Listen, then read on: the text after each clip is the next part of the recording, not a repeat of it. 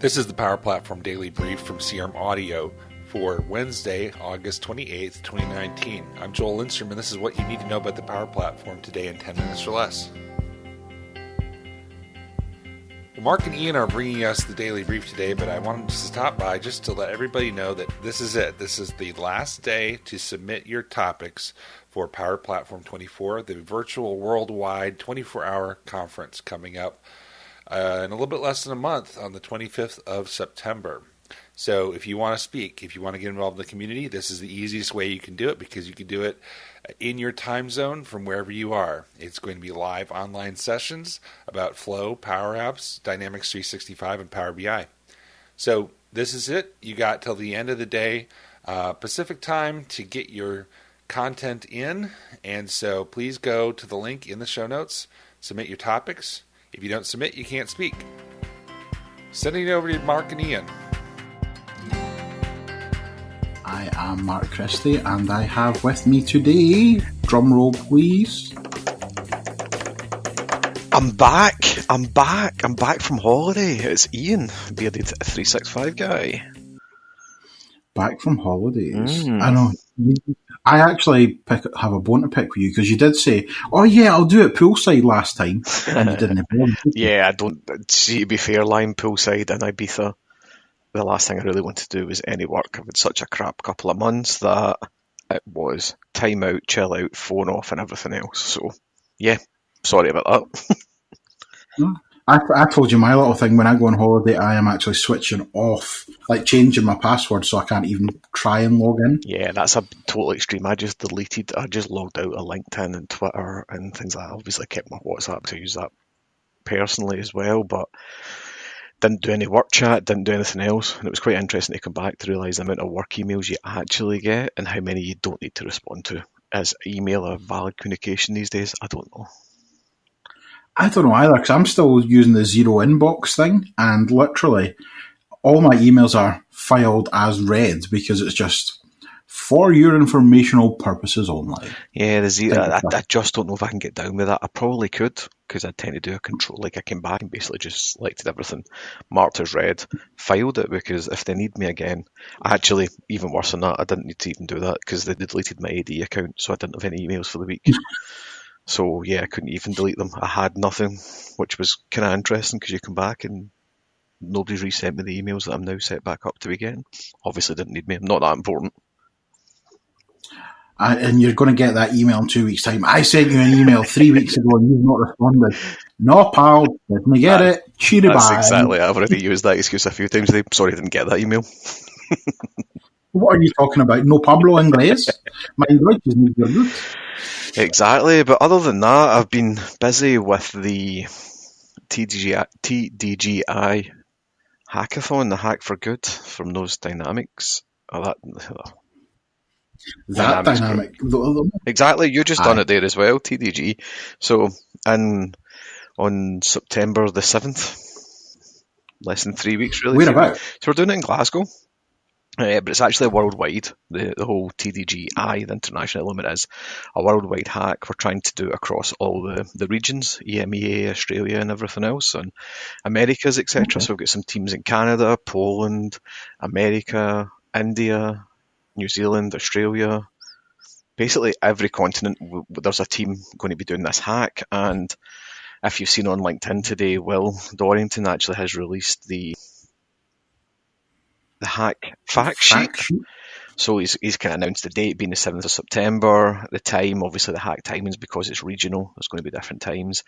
The topic for the hack is education. So building a power app for education will become part of the TDG Power Bank platform, etc. It'll be in there so everybody can pull it out and utilise it where they want to be doing it.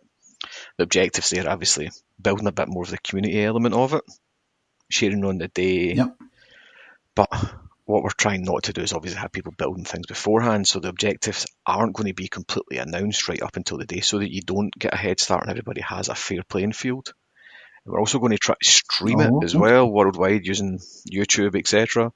So everybody that's at the hack have some webcams on them, have some content, and just have some good bits of banter about it. And ultimately, it's all for charity.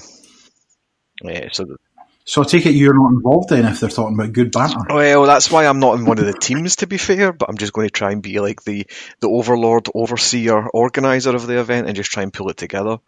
Along with Claire, but really I'm just pulling that together, bring it into Glasgow, been speaking to Will and stuff like that for the last few months about it, setting up somewhere to go and just driving the teams. We've kind of got our Glasgow based teams together, and we done a football style cup draw on it to get the teams. Awesome idea. Yeah, that. and obviously, even though the teams are there, it doesn't mean to say that if you don't want to join it, you can't. If you're in Glasgow or Scotland area, and if you can be in Glasgow for September the 7th, you're more than welcome to come along and try and join one of the teams. Give us a shout beforehand so we can make sure you're there, get your name in the door, and order some food, etc. for it. But the whole purpose, obviously, as well, is some of the companies that are going to be sponsoring it are. What companies? Oh, now you're asking me, right? So there's quite a few companies, to be fair, obviously, because it's worldwide as well. We have some companies. Now, this isn't going to be an extensive list of them, but let me just see if I can get that list of where we are just now. Do I get to give you another drum roll? Yeah, keep it going though. We've got Quantiq, Cognitive, IC Softco, Click Dimensions, XRM Vision, Raven Global Ventures, Maximus IT. Now, my pronunciation is not going to be brilliant as well. I mean, I'm Scottish, never mind anything else. So, Branduca Group, Red Spire Limited, Centroso Incorporated, Mint Group, Futures, Barhead, CodeCool, Microsoft himself, Hitachi Solutions, and 365 Mechanics. Again, not saying that's an extensive list, but that just shows the amount of sponsors that we have. We're looking there at about, 16 different sponsors across it.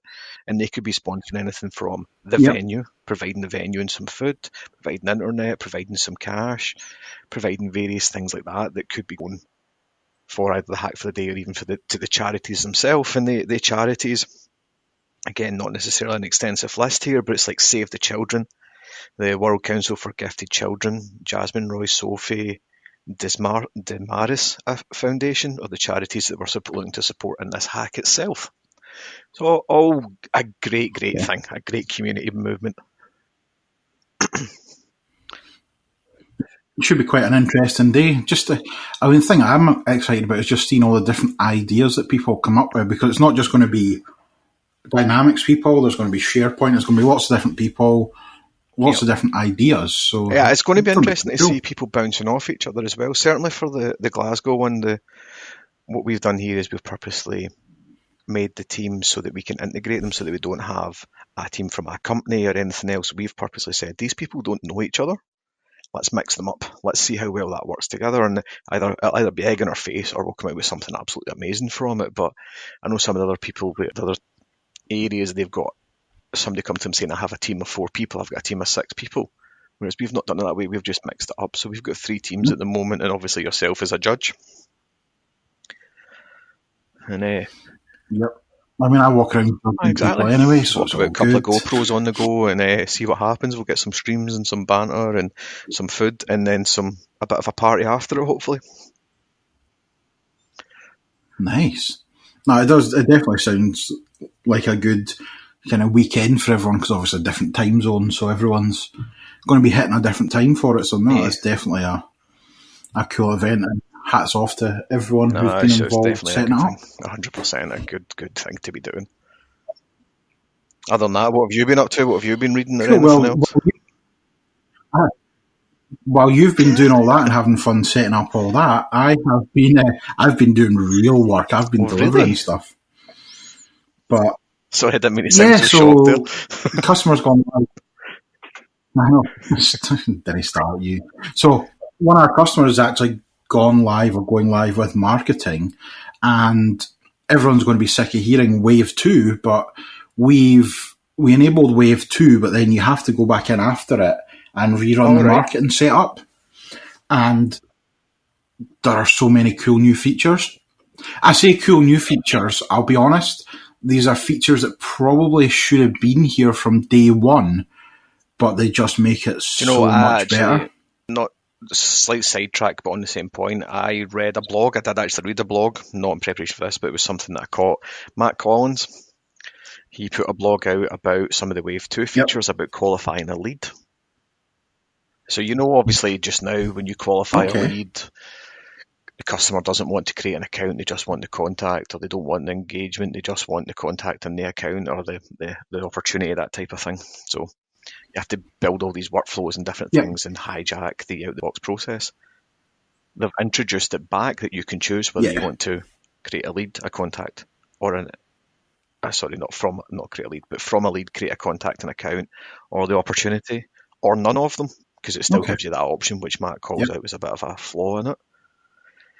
But you can create one, you can create none, etc. and stuff like that. And that was a really cool thing. I didn't see that in the Wave 2 notes, to be fair, and it's nice to see that he's got some good screenshots and stuff in his blog of how it actually all works together. But the wee features like that are really cool to see coming back. Yeah, especially so in the marketing one, there's two big things that there's actually three really good things that they've done. One of them is they now have I know it sounds very simple, but an error log. So if you send something and it doesn't go, it'll actually come and tell you why.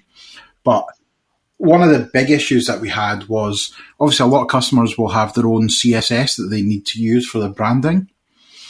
So what you couldn't do is you couldn't create your CSS and then drop in your layouts. So here's the outside of the email, here's the headers, here's the sidebars, and then have like the content block where you just drop things in and out the content block. You can do that now, which is going to make things a lot better. It's a much better WYSIWYG editor. Then you actually what you see is what you're getting on it. Definitely, that sounds cool.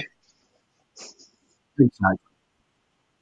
Whereas before you had to like drag all of these in as the blocks. So the header had to be a block. Then you had to edit the CSS, and then you had to re-reference the image it was pointing to because it couldn't use a secure site and all that. But one of the other things that looks really good, I've only played with it for 5 or 10 minutes, is the segments. So segments are just like a huge advanced find where you say, I want to see everyone in Glasgow who has a pink nail on their right foot and has done 3-star jumps in the last 12 months.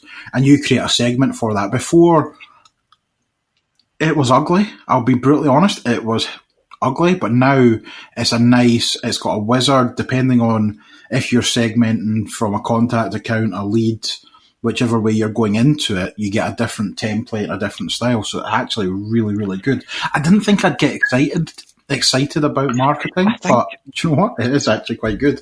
And it's where... Well, that's what I was just going to say. It should have been at the start. Getting excited about it. Like, I'm the same. Marketing and out-the-box CRM/CE isn't brilliant, and everybody knows that it does what it needs to do, but it's very basic. It's not a full-blown marketing suite like Dynamics Marketing now is. So what you're talking about there is getting really granular with your building a marketing list, getting it to that exact segmentation that you're looking for, because they've got that pink nail on their right foot. It's not that you're unsure if they do or they don't, as long as your data is correct behind it, obviously, but I get why that sounds exciting, because it's where marketing should be, and marketing is an exciting thing. It's the driving force of everything that you do at the end of the day, isn't it? Yeah, and I think definitely with the base licensing model, it's now a competitor for the more mature marketing products that are out there. We have about a minute left in the podcast right now, so that could be a separate podcast in itself, and it's a good thing to touch on anyway, isn't it, to say that it's now a viable product. Yep. And while we have a minute left, and I know Joel mentioned it yesterday, but he has an event that he is running, so it's him and a few other of the Dynamic MVPs who are running a Power 24-hour conference, which is going to be an online conference, where I think there's going to be 24, I'm probably going to get around for this now, but I think there are 24 different speakers who do it over an hour, and it just kind of follows the sun right the way around. So that's going to be a really good one for people who either maybe don't have the means or the facilities to speak at events but are really good at it, or people who maybe can't get time off work to go and physically go to an event to watch what's happening. You can log on, you can pick and choose what hours you want to do, so that's really good. That's pretty something cool thing as well, as you say, the whole follow quite impressed to it and all that's just something slightly different, slightly unique in itself, which is just where it needs to be. And if I remember rightly, the dates are the 25th and the 26th of September. So I'm going to try and get involved, but it's going to be interesting. It might mean that I'm speaking the 25th, 26th and 28th. So 3 sessions in 4 days. Fun. But on that note, you better start resting up your voice for it then, and we will sign off from today's podcast. See you all. Thanks, bye. See you later.